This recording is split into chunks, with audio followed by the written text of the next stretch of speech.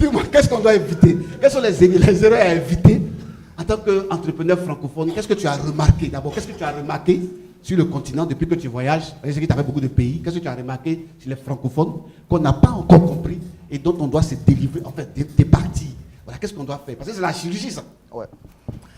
Alors, l'observation que je fais, parce que j'ai aussi beaucoup travaillé avec les anglo-saxons, et la première particularité chez les anglo-saxons que j'ai remarqué, c'est le fait que tous ceux avec qui j'ai travaillé ne te demandent jamais ce que tu as réalisé. En fait, ça ne les intéresse pas. Ils vont toujours te demander quels sont tes échecs et comment tu as fait pour remonter la pente. Ils ne vont jamais te dire qu'est-ce que tu as réalisé, quel est ton patrimoine. Non, pour eux, ce qui les intéresse, ce sont les échecs. Parce qu'ils sont dans un système où les échecs sont valorisés. Où l'entrepreneur qui a commis le plus d'échecs est plus crédible que celui qui n'en commet pas ou qui n'essaye pas. Chez eux, c'est comme ça. D'ailleurs, même le système bancaire est constitué ainsi. Ça veut dire, je vais prendre peut-être 2 personnes qui ont un compte bancaire. On a un qui, tout le temps, ses mouvements sont des dépôts. Ça veut dire, il met juste l'argent dans son compte, il fait des dépôts. Chaque jour, il regarde son téléphone. Oui, je suis déjà à 1 million, 2 millions, 5 millions, 10 millions. Et on a un deuxième qui fait le dépôt. Ensuite, il vient effectuer un retrait. Il fait le dépôt. Ensuite, il vient effectuer un retrait. Il fait un dépôt plus important. Ensuite, il vide le compte. Après, il vient encore effectuer un dépôt, ainsi de suite. Lorsqu'on veut analyser ces deux profils et qu'on veut leur octroyer du crédit, le deuxième est plus crédible que le premier.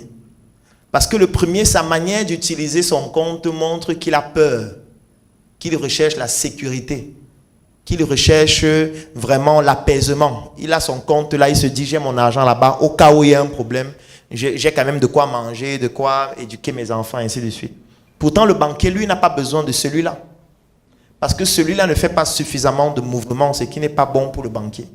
Le banquier a besoin de celui qui va aller prendre le maximum de risques pour venir générer des transactions beaucoup plus importantes dans le compte, pour que lui aussi il ait ses marges dessus, ou qu'il puisse octroyer un crédit pour que tu prennes encore plus de risques afin qu'il puisse avoir des marges en termes de taux d'intérêt.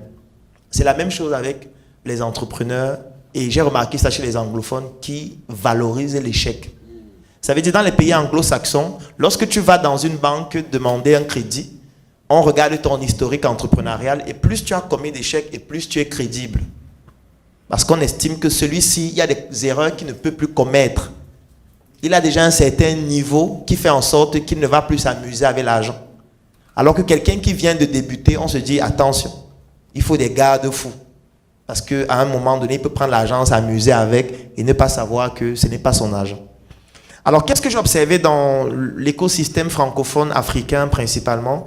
C'est le fait que, les gens ont peur de se faire dénigrer, ont peur de se faire insulter. Et c'est un gros problème. En fait, tu rencontres des personnes, tu discutes avec elles, tu te rends compte qu'elles sont extrêmement compétentes et pointues dans leur domaine, mais tu leur dis, je vais te faire une petite vidéo de 2 minutes où tu expliques ce que tu viens de m'expliquer là. Il dit non. Tu dis pourquoi? Il dit non, vos trucs d'internet là, moi je veux être vraiment dans mon coin, je ne veux pas trop faire de bruit, le bon produit ne fait pas la publicité, il faut rester caché, c'est le bouche à oreille qui doit parler de ce que tu sais faire. Je dis mon frère, Coca-Cola, Apple, Facebook, donc ton produit est meilleur que le leur. Donc toi tu es plus intelligent que tous ceux qui travaillent à Coca-Cola, qui dépensent des milliards chaque année pour faire le marketing. Donc toi, tu es plus intelligent que Orange.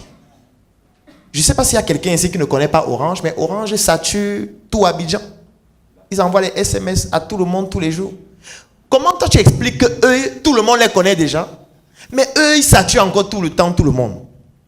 Toi, tu penses que toi, tu es plus intelligent que qui? Tu penses que l'humilité, c'est renier son savoir-faire?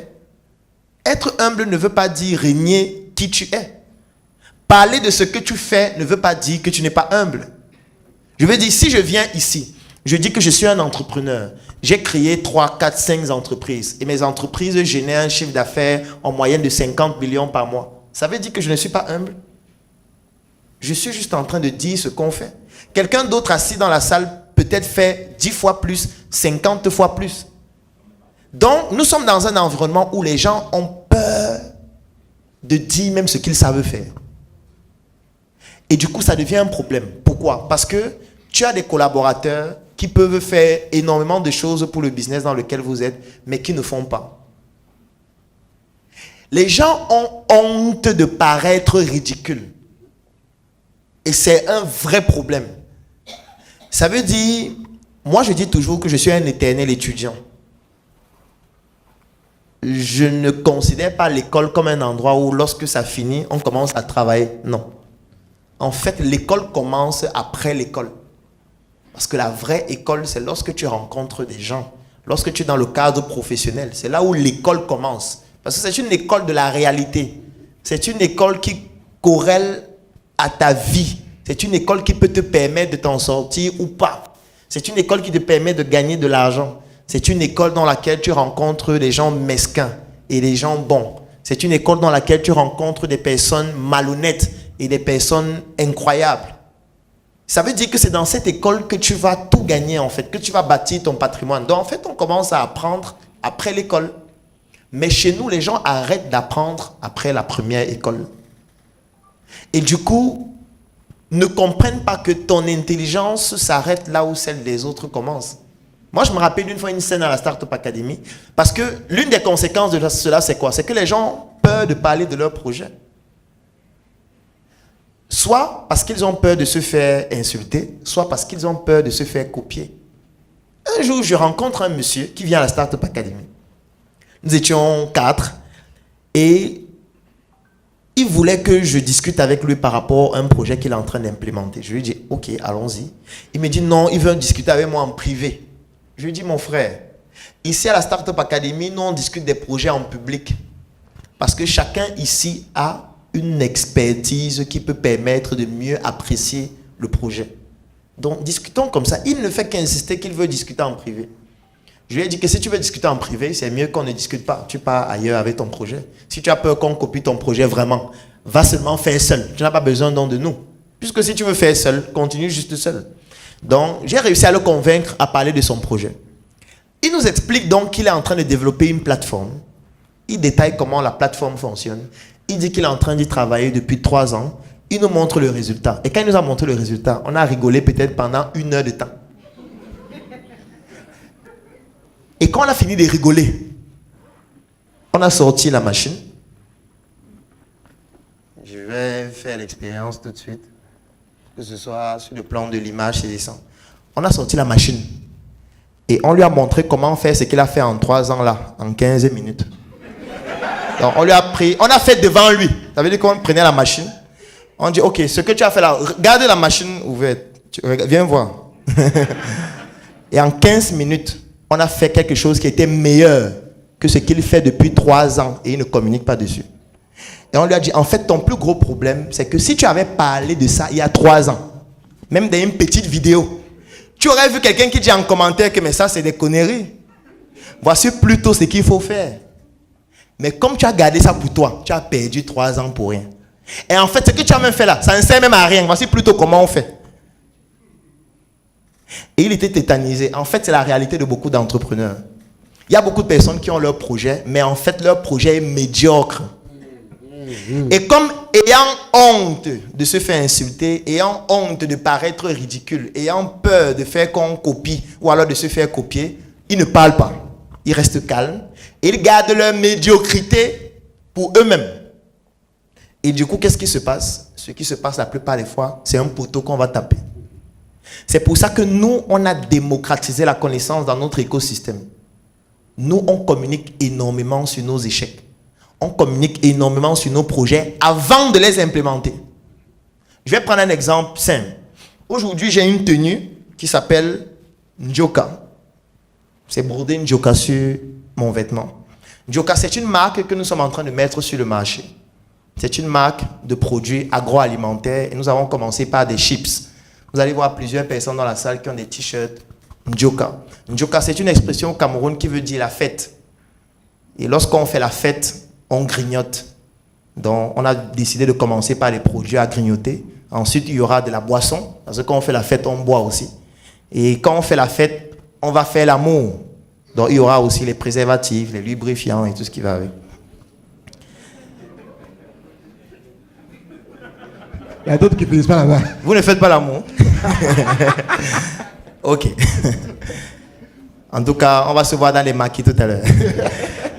Alors, ce qui se passe, c'est quoi? C'est que nous avons débuté ce projet, ça fait 4 mois déjà, et le produit n'est pas encore sur le marché.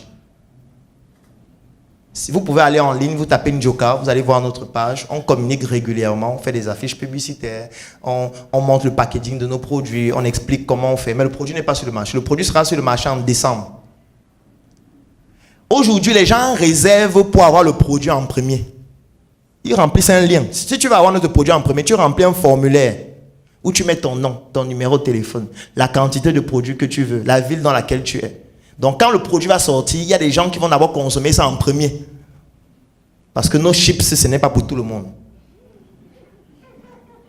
Et du coup, nous avons conçu tout un concept derrière ces chips, comme par exemple cette tenue, dont les couleurs sont à l'image de la charte graphique, du logo et de l'entreprise, les t-shirts et tout le reste. Vous allez aller en ligne, vous allez voir beaucoup de contenu dans ce sens. En fait, le simple fait de faire ça, tu sais ce que ça nous a permis de faire? Ça nous a permis de trouver les meilleurs fournisseurs. Oui, puisque lorsqu'on communique comme ça, les gens nous contactent et disent, moi je peux vous livrer le plantain. Une deuxième dit, moi aussi je peux vous livrer. Une troisième dit, moi si je peux vous livrer. On peut comparer et voir celui qui a la meilleure offre. Parce qu'eux, ils savent que c'est une énorme marque qui arrive, c'est une multinationale. C'est du lourd. Oui. Il y a des supermarchés qui nous contactent, s'il vous plaît, on veut distribuer votre produit. Il y a des gens qui nous appellent du Togo, pardon, on veut être les représentants exclusifs de votre produit au Togo. Il n'y a pas encore une seule chips sur le marché. Et ces gens remplissent un formulaire. Je ne parle pas de ceux qui disent, je veux investir, je vous offre un terrain, je vous offre mes plantations comme mon apport. Je ne parle pas de cela. Pourquoi? Juste parce qu'on a communiqué. On a exposé notre bêtise. Et on a découvert d'autres qui font aussi dans les chips qui nous ont dit, non, faites plutôt avec tel type d'huile, c'est meilleur. Faites plutôt avec tel type de plantain, ça apporte de meilleurs résultats. Faites plutôt, commandez vos packaging chez tel fournisseur, vous aurez de meilleurs avantages sur le plan de la trésorerie. Donc on a eu tellement d'informations juste parce qu'on communique. Vous ne savez pas ce que vous perdez lorsque vous ne communiquez pas. Vous perdez énormément. Et c'est l'une des plus grosses erreurs que moi j'identifie chez les entrepreneurs. C'est pour ça que nous on communique sur tout, même quand ça n'existe pas encore. On communique. Dès qu'on a une idée, on communique. Et ce sont les commentaires qui nous aident même parfois à restructurer la manière de faire le projet. Parce que les gens ont peur de se faire insulter, alors que moi j'aime qu'on nous insulte. Parce que ceux qui vous insultent parfois maîtrisent mieux. Ceux qui vous insultent sont ceux qui sont les plus honnêtes. Ceux qui vous insultent sont ceux qui ne sont pas hypocrites vis-à-vis de ce que vous faites. Ceux qui vous insultent, en réalité, veulent que vous progressiez plus. Parfois, ceux qui vous insultent estiment que votre niveau actuel est trop faible par rapport au niveau que vous valez. Et ils estiment que vous devez faire beaucoup plus que ça. Mais si vous considérez mal ces injures et que vous vous braquez parce qu'on vous a insulté, vous passez à côté du message qui est le plus important. Donc pour moi, dans l'univers francophone, l'une des plus grosses erreurs que je remarque, c'est le fait que les gens ne communiquent pas assez. Les gens ne parlent pas de ce qu'ils font et du coup passent à côté de beaucoup d'opportunités. Et s'il faut parler des erreurs à éviter, en réalité, la première erreur à éviter, c'est celle de croire que c'est possible de ne pas commettre d'erreur. Ça, c'est la première erreur. Et si tu penses que c'est possible d'entreprendre sans commettre d'erreur, c'est une erreur. Et c'est la première erreur. Parce que tout le monde commet des erreurs. Donc si je viens ici commencer à lister l'erreur, s'il ne commettait pas ça, ce serait du vaudou, tout simplement. Donc, vous allez taper poteau. Personne n'échappe au poteau. Même les pays tapent poteau. Il y a des pays qui se lancent dans un projet, ils tapent poteau, tout le pays. Avec tous leurs scientifiques, tous leurs chercheurs. Il y a des pays qui lancent des programmes d'aviation. Ou alors qui lancent des programmes spatiaux. Qui lancent des satellites. Le satellite explose. C'est un tapage le poteau continental. Je veux dire, quand les États-Unis lancent un satellite et ça explose, on appelle ça comment? C'est un tapage de poteaux de tout un pays.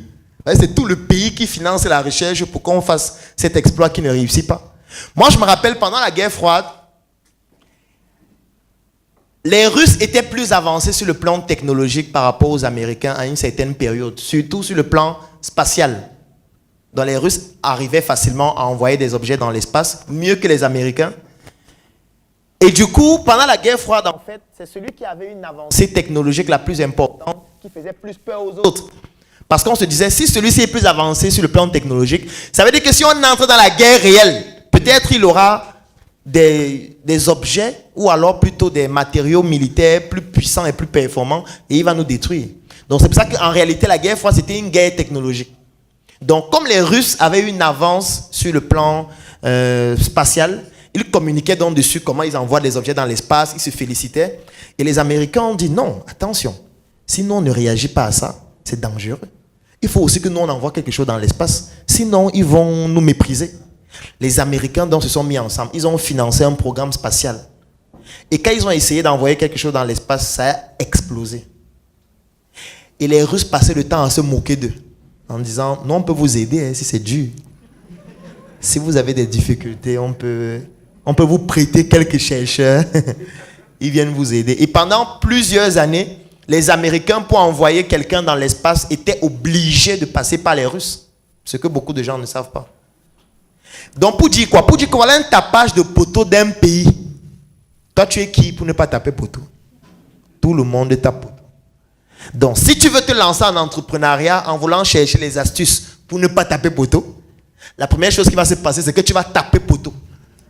Et tu risques d'abandonner définitivement. Donc, je ne veux pas lister les erreurs. Allez juste savoir que, il faut que je communique sur ce que je veux faire. Il faut que je rencontre les personnes qui ont déjà fait ce que je souhaite faire. Il faut que je rencontre les personnes qui sont des icônes dans le domaine dans lequel je veux me lancer. Il faut que je m'inspire de leur parcours parce que l'avantage que tu as, c'est qu'eux, ils ont tapé poteau avant toi. Donc, tu peux t'inspirer de leurs poteaux pour ne pas taper les mêmes poteaux. Mais tu vas aussi taper poteau. Ce n'est pas parce que tu t'inspires de leurs poteaux que ça t'épargne les poteaux. C'est juste que tu ne vas pas taper les mêmes poteaux. Peut-être ça va te faire aller plus vite. Ça va te faire dépenser moins d'argent. Mais il arrivera toujours un moment où tu vas taper poteau. Il faut que tu saches que, c'est normal de taper poteau. Parce que tout le monde tape poteau, même les pays. Et 2, comment j'apprends du poteau que je viens de taper? Comment je fais pour ne pas taper le même poteau après? Comment je fais pour rebondir par rapport à ce poteau et être un meilleur entrepreneur après? Donc voilà le conseil que je peux donner en ce qui concerne les échecs. Est-ce qu'on peut applaudir? Voilà. Super cool, super cool. Joka, l'Afrique, le grenier du monde.